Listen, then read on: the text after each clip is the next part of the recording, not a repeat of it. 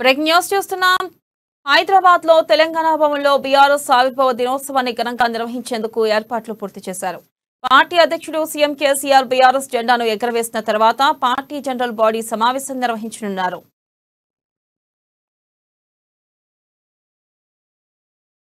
ఇక సుమారు 300 మంది పార్టీ ప్రతినిధులు హాజరు కానున్నారు. ఇందులో మంత్రులు, ఎమ్మెల్యేలు, ఎమ్మెల్సీలు, ఎంపీలు, డీసీసీబీ, డీసీఎంఎస్ చైర్మన్లు, రాష్ట్ర నాయకులు ఉన్నారు. ఇక ఈ సమావేశంలో మొత్తం 16 రాజకీయ తీర్మానాలను ప్రవేశపెట్టి విస్తృతంగా చర్చించి వాటిని ఆమోదించనున్నారు. అక్టోబర్ 10న వరంగల్ మహాసభ నిర్వహణపై సైతం తీర్మానం చేయనున్నట్లు తెలిసిందే. ఇక ఈ ఏడాది జరిగే అసెంబ్లీ ఎన్నికలు 2024లో జరిగే పార్లమెంట్ ఎన్నికలపై ప్రధానంగా చర్చించనున్నట్లు పార్టీ వర్గాల సమాచారం. ఇక దేశంలో రాజకీయ శూన్యత ఏర్పడిందని, బీఆర్ఎస్ కు జాతీయ స్థాయిలో ఆదరణ లభిస్తుందని, అన్ని రాష్ట్రాల్లో ప్రజలు ఆదరిస్తున్నారని చెప్పే అవకాశం ఉంది. ఇక దీని ద్వారా పార్టీ శ్రేణులను ఎన్నికలకు సన్నద్ధం చేయనున్నారు. మహారాష్ట్ర స్థానిక సంస్థల్లో పోటీ చేయాలని కూడా తీర్మానం చేయనున్నట్లుగా తెలుస్తుంది.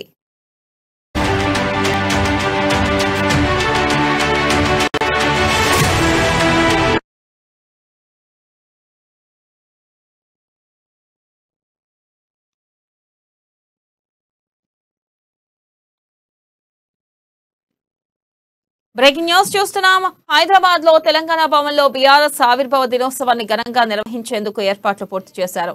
ఇక పార్టీ అధ్యక్షుడు సీఎం కేసీఆర్ బీఆర్ఎస్ జెండాను ఎగురవేసిన తర్వాత పార్టీ జనరల్ బాడీ సమావేశం నిర్వహించనున్నారు.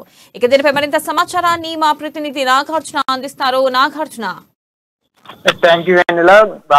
బీఆర్ఎస్ పార్టీగా పేరు మార్చుకున్న తర్వాత టీఆర్ఎస్ పార్టీ ఈ రోజు 27 వసంతాలు పూర్తి చేసుకుని 22 సంవత్సరాలు పూర్తి చేసుకుని 23వ సంవత్సరంలోకి అడుగు పెట్టనుంది.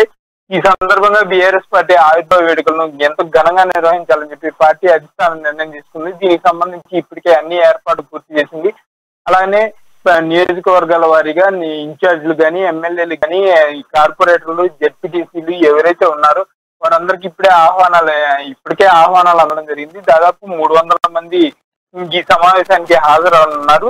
ఉదయం 11 గంటలకు సీఎం కేసీఆర్ అధ్యక్షతన జనరల్ బాడీ సమావేశం జరుగుతుంది. 11 గంటలకు బీఆర్ఎస్ భవన్ చేరుకొని జెండాను ఆవిష్కరించిన తర్వాత సీఎం కేసీఆర్ అధ్యక్షతన బీఆర్ఎస్ జనరల్ బాడీ సమావేశం జరుగుతుంది. ఈ సమావేశంలో కొన్ని తీర్మానాలను ప్రవేశపెడుతున్నారు. దాదాపు 13 తీర్మానాలు దాకా ప్రవేశపెట్టొచ్చన్న అంచనా అయితే ఉంది. ఆ 13 తీర్మానాలు ఏంటి, ఎలా ఉండబోతున్నది అందరిలో అయితే ఆసక్తి అయితే ఉంది. ఇందులో ముఖ్యంగా రాబోయే ఎలక్షన్ దృష్టిలో పెట్టుకొని 2023లో జరిగేటువంటి జనరల్ ఎలక్షన్ దృష్టిలో ఈ సంవత్సరం జరిగే జనరల్ ఎలక్షన్ దృష్టిలో పెట్టుకొని కార్యకర్తలకు దిశానిర్దేశం చేయనున్నారు. ముఖ్యంగా ఈ వచ్చే ఎన్నికల్లో బీజేపీ వైఫల్యాలని ఎండగట్టు ప్రజల ఎన్నికల్లో టీఆర్ఎస్ పార్టీ ఇంకా దగ్గరగా వెళ్లాలని చెప్పి కేసీఆర్ నిర్ణయం తీసుకునే అవకాశం ఉంది. అలానే ఈ బీఆర్ఎస్ సభను ఎంతో గ్రాండ్ గా చేద్దాం అనుకున్నప్పటికీ కొన్ని కారణాల వల్ల టీఆర్ఎస్ భవన్ లో నిర్వహించడం జరుగుతుంది. అలానే అక్టోబర్ 10వ తేదీన వరంగల్లో భారీ బహిరంగ సభను ఏర్పాటు చేసి ఆ సభ ద్వారా